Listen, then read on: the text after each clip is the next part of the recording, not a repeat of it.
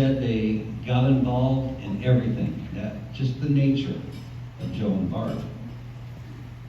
Between the breakfast, the potlucks, the line dancing, the choir, the holiday events, they were always in the mix somehow or other. And that's the way it should have been.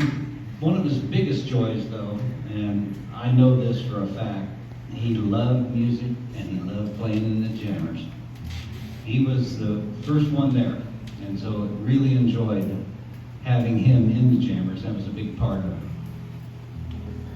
But he did love his music. Mary said, okay, we want to share some stories. Well, the first story that I've got about Joe is that while we would be setting up equipment up here and getting all of this stuff plugged in, Joe had volumes of songs in the back of his head. And they went back into the 50s. And he would start humming some obscure song or singing the words to it. And the next thing you know, you had what was called an earworm. Now, an earworm is that little song that goes around in the back of your head and you just can't get rid of it. And he was, I don't know if it happened to anybody else here, but he was notorious for planting earworms all the time.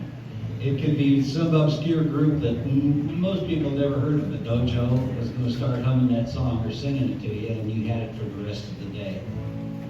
No way to flesh it out. You just had to keep it till it went away.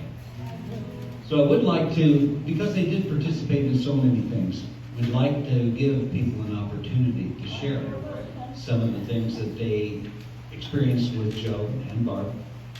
And for instance, line dancing. There's a good one.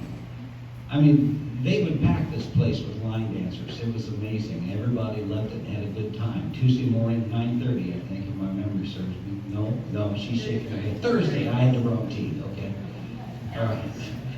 So, Diane, would you be willing to come up and say something about Joe?